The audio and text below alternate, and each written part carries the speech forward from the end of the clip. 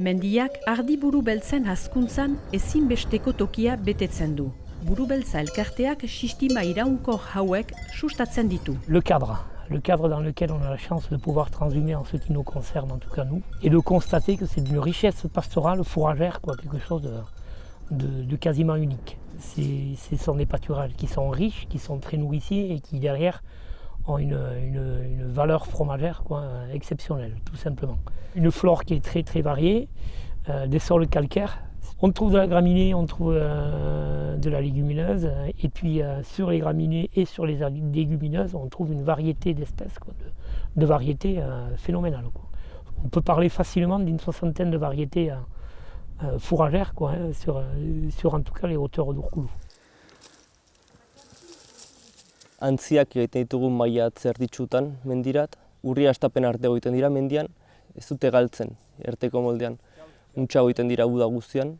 Gero jiztekoak egiten ditugu ekainean 15 inguru hortan, enzeminatuta. Hola azaro hastapenean erditzeko, alaz goizik antzutzeko, goizik egiteko mendirat.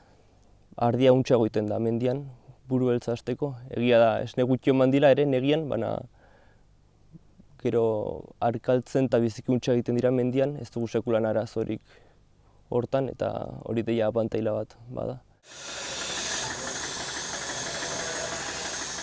Hienetako segur ahalda bizitzen bibeltzekin, ez dut dudaik bate, ni hau ikusten dut heben, zentako bibeltzekin ez dugu bate behar pentsatzeko manea bugorri edo saldo hoiekin, etxen egoiten dien hoiekin, guk mortila juiten gia maiatzundarretik eta setemeundarrila azkenekin, eta hoi guetako zinez importanta. Eta ardiak hor jamaiten dut, ez dut bakotxik ebegiatzen etxen, kukamak eta hor jamaiten dugu, eta hoi hartako ahalduk egiten hoi behelhar eta ardai negiantako. Eta geho hola ez dugu hainbeste jostene. Nik razionietan ez dut ardi pusatzen, emaiten dien emanik, gehoak eta habo prefosta soinatzen bai, mena geho ekografiak gainen egiten dut, eta ordin ardik lehen erzaliak goizago jasten, isiatzen dut hebenko bazkekin eta guai baduk ulu jabosagoe, ordin aizago da. Ez sobea soinatzez ardiak genetikaikin ez ne emaiten du, eta kampuaikin agian egiotan denber ekutzen dugu kampuat. Eta enetako sigur ahalda bizitzen ez da dudaik bate hartako. Gero gazteak ere nahi du segurtatu bere revenua, eta nik ulertzen aldut ez baduzut deuse behar duzula fite atera revenu hori, eta behar ba ardigorrienkin segurtatzen alduzula aixetxot, eta ene ustez hartako instalatzen dira ardigorriekin, eta biztoena ardigorriekin instalatzen direlaik anitz ez dira mendirati gaiten, eta azken gazteak ez beria mendirati gaiten, emeki ere mendian geozta jende gutxiago izan da, eta mendiare hola zekinduko da, jende gutxi izanki. Biologikorat pasatu niz, eta erabaki dut ere ardiak berriz mendirat igortzea. Munua erabiltzeko, ere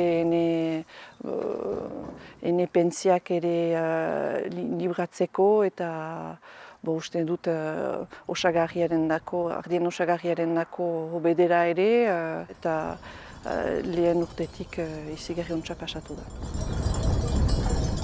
Pour bien le pratiquer, ce pastoralisme, les brebis, il faut les orienter, il faut les suivre. Il faut les faire pâturer même là où elles ne veulent pas pâturer. Je ne parle même pas d'entretien des espaces pastoraux, moi je parle carrément, on les cultive les montagnes. On ne va pas n'importe où, n'importe quand et tout le temps. Donc c'est tout ce travail qui fait qu'on a un environnement qui est riche déjà au niveau pâture, qui est riche au niveau biodiversité, c'est phénoménal. Et puis après, c'est un milieu qui est bon et qu'on partage avec des gens d'ailleurs, des gens qui viennent s'y promener et qui trouvent du bonheur tout simplement à s'y promener. C'est pas rien non plus.